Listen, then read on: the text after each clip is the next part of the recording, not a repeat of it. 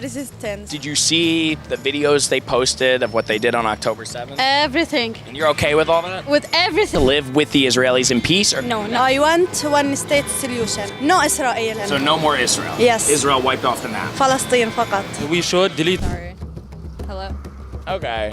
I apologize. Okay. I can see your phone that you're not talking to. What happens when you take the chance off the protest line and into the actual street and ask the people behind them what they really believe? One YouTuber decided to find out. He flew all the way to the West Bank with a camera and a short list of simple questions. He almost didn't make it out with the footage. And what he captured before they tried to take it from him is something every person holding a Free Palestine sign needs to watch before the next rally. Supportive of Hamas? Yes. Yes. Of course. Yes. Are most Palestinians? Yeah. Palestinian people like Hamas. I'm with the resistance. Did you see the videos they posted of what they did on October 7th? Everything. And you're okay with all that? With everything. The first thing that strikes you watching this footage isn't the answers. It's the ease with which she answers. Nobody in Ramallah is hedging. Nobody is performing discomfort or searching for diplomatic language. Their support for Hamas is stated plainly, quickly, without the qualifications you'd hear from a student at a Western university who spent the last year chanting the same position from behind a keffiyeh. Her answer is not radicalization in a dark corner of the internet. That's a man on a street in broad daylight telling a foreign camera crew, without mincing words, that the massacre of civilians at a music festival was acceptable. But wait until you hear what he says next. Because the hostage question is where it gets truly revealing. Killed innocent Israelis. They killed... Yes, they did. No. Yes, they did. Give me a picture for rape.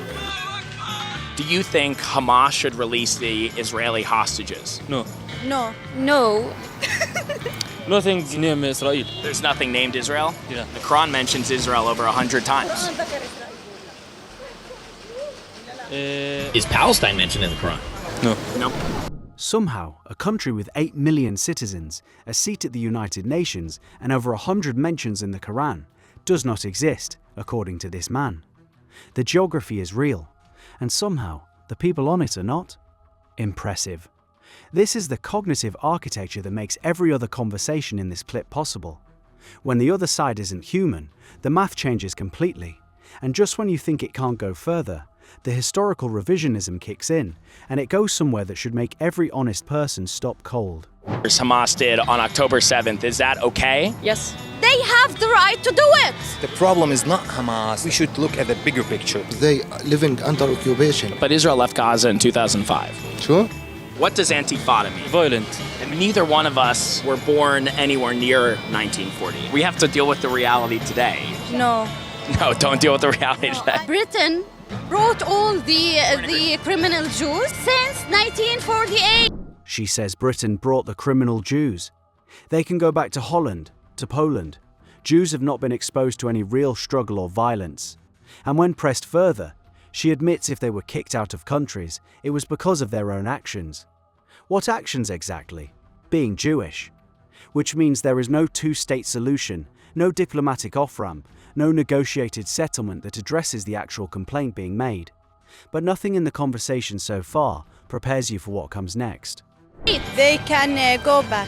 Holland, Iraq. Most of those places they were kicked out of. Jews have not been killed or exposed to any struggle or any violence. And Not almost in every country in the Middle East. No. No, that's true. Educate yourself. If they are kicked, it's because of their own actions. What did they do besides being Jewish? They steal, they do all awful deeds. Does anyone here hate Hamas?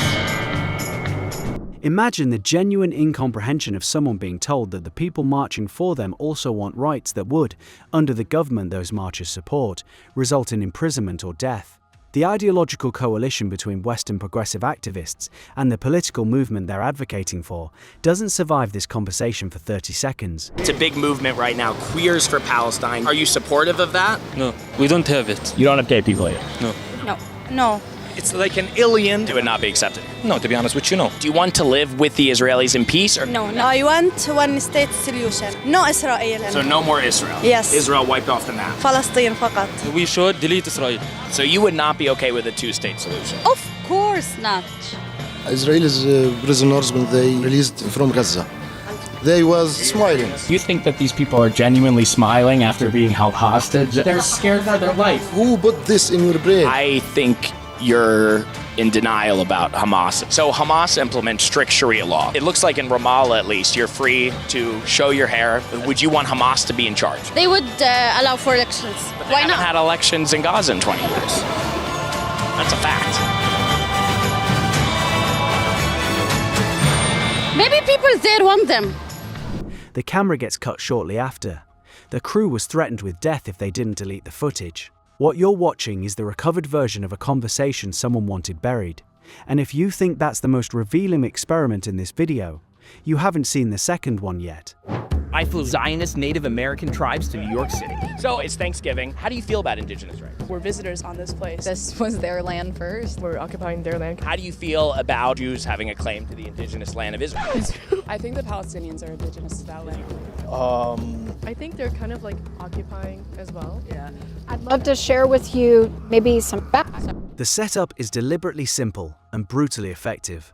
Zionist Native Americans, people with genuine indigenous heritage, genuine ancestral displacement, genuine cultural erasure, standing on a Manhattan street on Thanksgiving, asking pro-Palestine activist one question: do indigenous rights apply to Jews?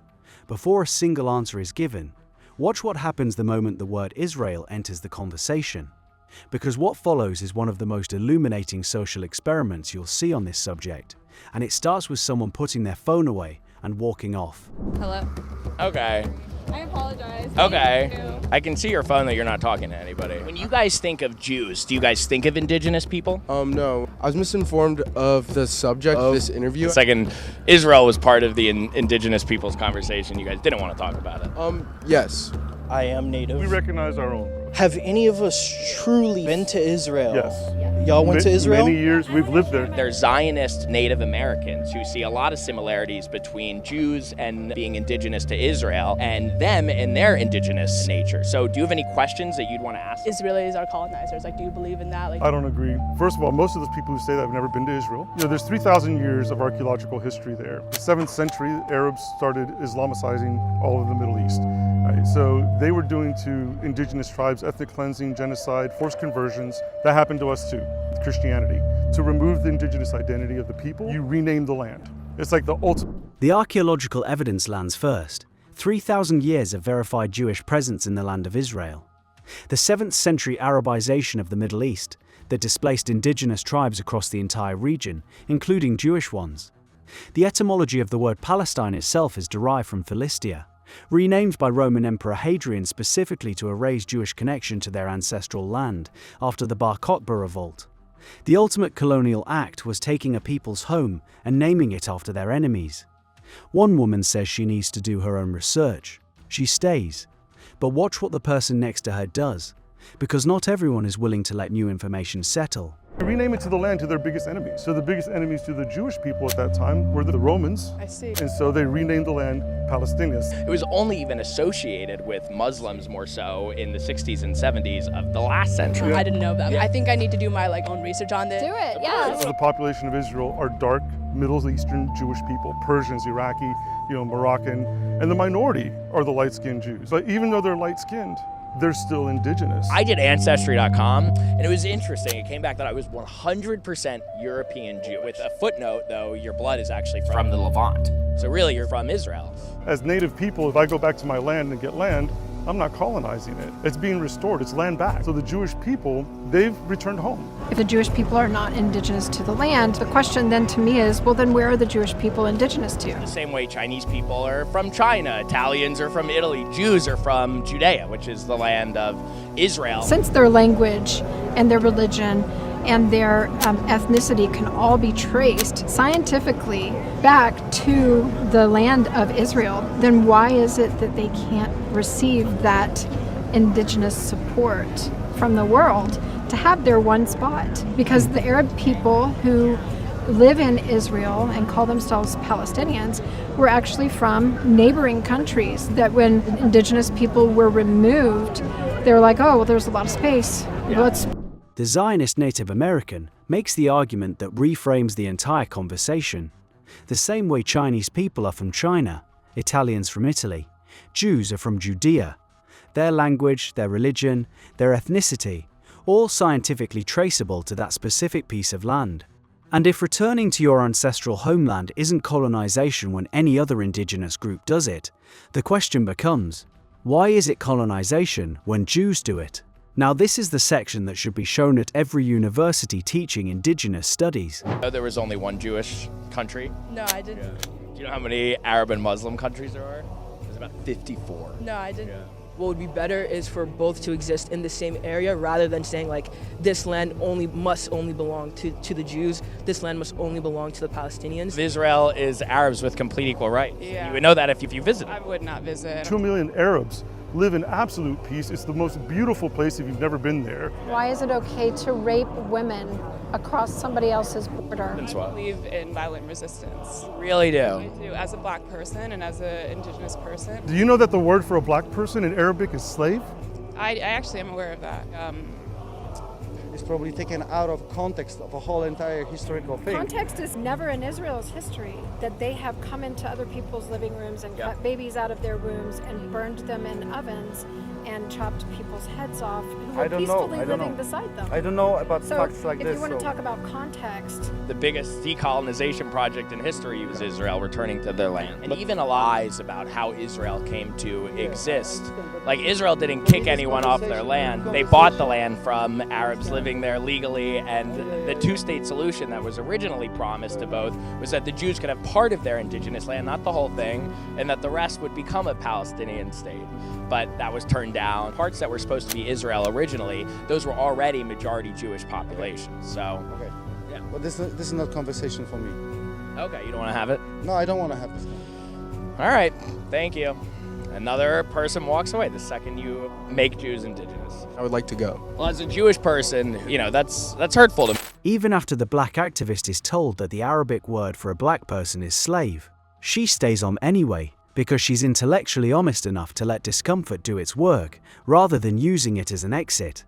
The fact remains, Israel has never come into someone else's living room and committed the acts of October 7th. And when she says she doesn't know about facts like this, it becomes the most honest thing said in either clip across the entire video. Here's where the walkaway parade begins in earnest. Can't be a part of that conversation. You don't really want to hear our perspective and our allies' perspectives about that. Well, that's not what I'm saying. But it is what your actions are saying. What my actions are saying is that I'm an 18-year-old college student who's not educated. Isn't when you don't know something, isn't that the best time to learn from people?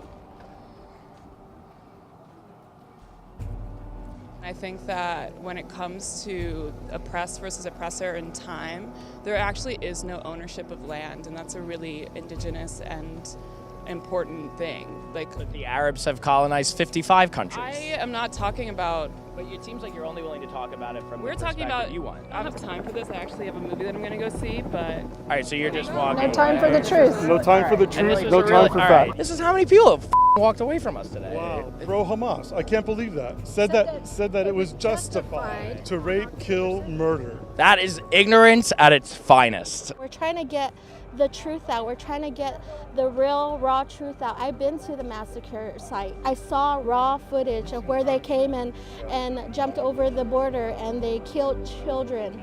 I wish I didn't see that because I still have it in my memory bank. This is all new information for me, and it sounds Does really it make you want to research a little more? Yeah. Yeah. So next time you hear Jews are colonizers or Israelis are colonizers, will you second guess that a little bit? I guess there's nuance to it, yeah. We have a gift. One after another, the moment Jews are included in the indigenous rights conversation, the conversation ends. That woman says she has a movie to go to. She walks away from the truth to go watch fiction, on camera, without seeming to notice the metaphor. Wait, this is amazing. This is the native version of locks. Oh my God, I love locks. And among our people, we honor warriors with feathers. And then we have a feather for the dog. Let's get Ziggy out. Wow, Ziggy. Since October 7th, we have been going around to your communities, sitting Shiva with you. May this be remembrance for you that you do not live alone. Yeah, I'm gonna tear up. That's so sweet. The parallel between them both isn't forced. It's structural. Both peoples have a word for the catastrophe of their displacement. Both have been told their homeland isn't really theirs. Both have been told to go back somewhere they've never been. The difference is one of them has a state now, and the movement that claims to speak for Indigenous rights around the world walks away, literally, the moment the state's name comes up.